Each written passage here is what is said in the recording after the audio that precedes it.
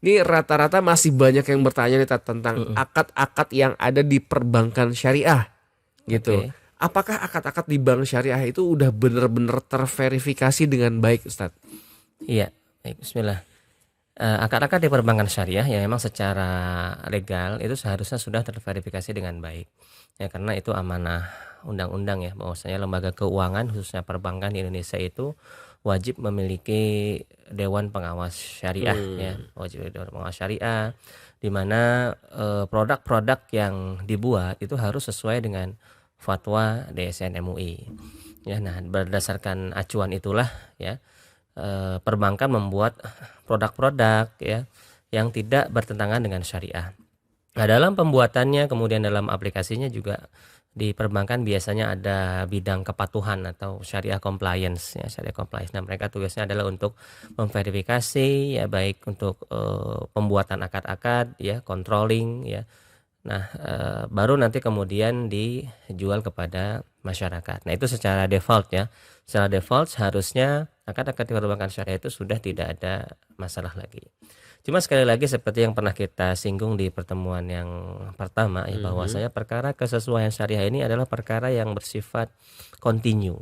Jadi harus kita kontrol terus-menerus ya, karena Oh, kita beraktivitas itu kan setiap hari. iya. Terkadang hari ini kita lurus tidak berbuat dosa, terkadang besok kita khilaf ya. Namanya juga manusia kan, apalagi sebuah lembaga yang itu banyak kepala, banyak orang ya. Kadang ada hal-hal yang mungkin kelewat, kelupaan atau miss gitu kan, sehingga terjadi penyimpangan. Nah, sehingga itu harus dikontrol terus-menerus setiap harinya agar senantiasa berkesesuaian dengan syariah seperti itu. Ya, disitulah juga fungsi si Dewan Pengawas Syariahnya itu ya. Iya, betul. Jadi jangan sampai udah oke, udah bener di atas kertas, tapi Iya. ternyata Iya, prakteknya. penerapannya, prakteknya, flow-nya itu ternyata terjadi penyimpangan. Nah, itu dia. Nah, makanya kalau misalkan memang bertransaksi dengan perbankan syariah, pastikan dari kitanya sendiri juga udah Minimal paham ya. sudah paham flow akadnya lah. Flow Ya, flow akadnya. akadnya minimal sudah paham. Kemudian mustalahat atau istilah-istilah yang digunakan juga sudah paham ya.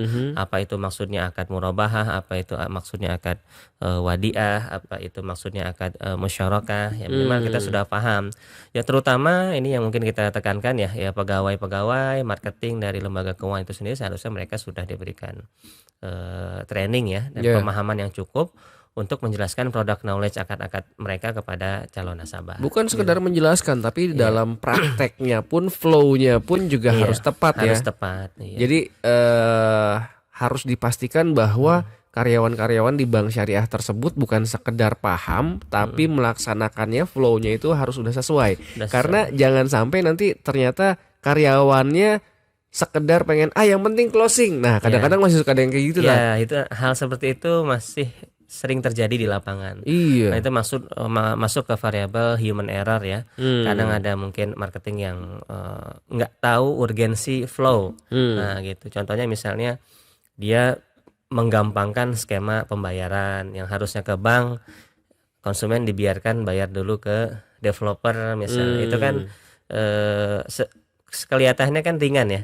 Tapi secara akad kan itu konsekuensinya berubah. Jadi salah. Iya, jadi salah. Itu kadang itu yang harus kita jaga. Jadi kedua belah pihak memang harus sama-sama paham. Iya. Ya, jadi bahkan lebih parah dan bikin malunya lagi Iya. gitu kan. Karena saking pengen buru-buru closing ya, pengen buru-buru profitnya, akhirnya menggampangkan atau memudahkan caranya. Iya. Padahal itu salah. Taunya si konsumennya lebih paham Tat. Gitu kan. Loh kok begini? Iya. Alurnya salah nih gitu kan. Kalau begini saya nggak mau. Nah, akhirnya kan sayang kalau kayak gitu Iya, ya. betul.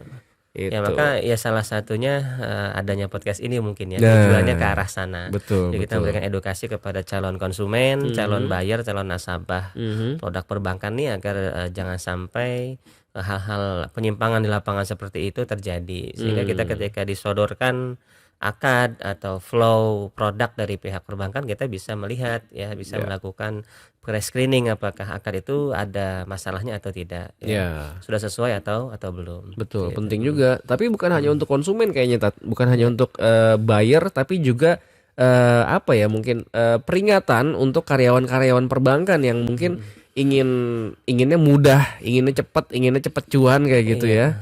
Tapi akhirnya mengabaikan flow yang seharusnya dijalankan. Iya. Ya ini memang apa ya, mungkin boleh kita bilang human error atau ya sifat dasar manusia. Nah, kadang ingin cepat mencapai hasil, ingin cepat pekerjaan selesai ya. Ya. Sebetulnya tidak hanya di lingkup perbankan, di semua perusahaan Ya. pun ada saja gitu Ada kan saja yang kayak faktor human error yang seperti ini gitu. Iya, iya, Ingin iya, cepat selesai sehingga mengabaikan tahapan seperti itu. Itu di mana-mana ada. Memangkas sesuatu Ya, ya. memangkas SOP SOP yang sebenarnya itu Iya. menyalahi syariat. menyalahi syariat. Aduh sayang banget Masya Allah.